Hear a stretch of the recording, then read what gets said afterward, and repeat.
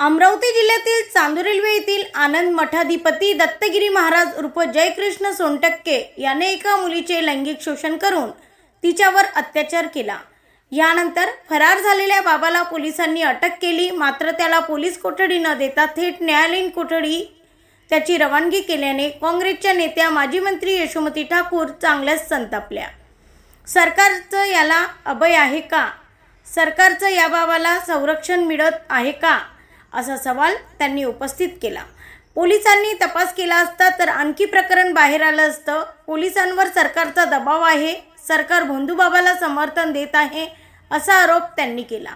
भाजपच्या काळात असे भोंदूबाबा मोठ्या प्रमाणात दिसत आहेत। धर्माचं नाव घ्यायचं आणि भगवा वस्त्र परिधान करायचं आणि अशी भोंदूगिरी करायची असं काम चालू आहे, अशा टीका देखील यशोमती ठाकूर यांनी केल्या। ब्युरो रिपोर्ट एमबी न्यूज, महाराष्ट्रातील बातमीपत्र अमरावती। आपला अमरावती जिल्हा राष्ट्रसंत तुकडोजी महाराज आणि गाडगे महाराज यांच्या वैज्ञानिक दृष्टिकोन आणि यांच्या अध्यात्मासोबत आपण या ठिकाणी जुळलेलो आहोत। पण बघा, आता आपल्या अमरावती जिल्ह्यामध्ये तो खरात सारखा भोंदू पण इथं आलेला आहे। त्याचं नाव आहे खरातचा लहान भाऊ गिरी महाराज म्हणतात त्याला, आणि काय आनंद मठ त्यांनी चांदूर रेल्वेला सुरू केलेला आहे म्हणतात। हे असे भोंदू बाबा ह्या भाजपच्या साम्राज्यांमध्ये मोठ्या प्रमाणात दिसत आहेत।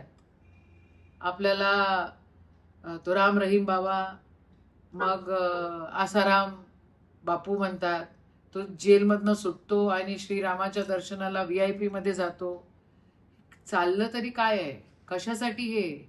आणि धर्माचं नाव घ्यायचं, भगवा वस्त्र परिधान करायचा आणि अशी भोंदूगिरी या ठिकाणी सुरू आहे। या सगळ्या गोष्टी खरं अंधश्रद्धा निर्मूलन कायद्याच्या अंतर्गत येतात आणि त्या बँड आहे।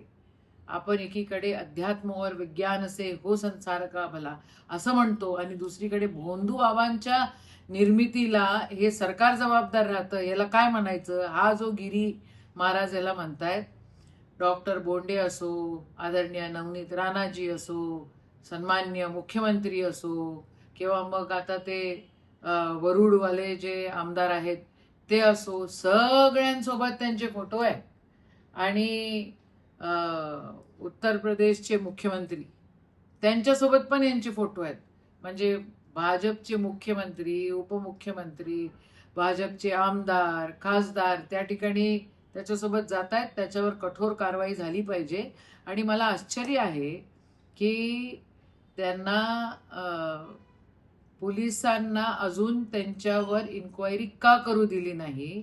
त्यांच्यावर या सरकारचा अभय आहे का? त्या लोकांना संरक्षण मिळतं आहे का? कारण एकदम न्यायालयीन कोठडी दिली। पोलिसांनी जर अजून इन्क्वायरी केली असती तर अजून साऱ्या गोष्टी त्या ठिकाणी बाहेर निघाल्या असत्या। पण कुठेतरी पोलिसांवर सरकारचा दबाव आहे आणि सरकार या भोंदू बाबाला, या कोणचा गिरी बाबा आहे चांदूर रेल्वेचा, त्याला प्रोटेक्ट करण्याचं पूर्ण प्लॅनिंग करून राहिलेत, असं माझं ठाम मत आहे।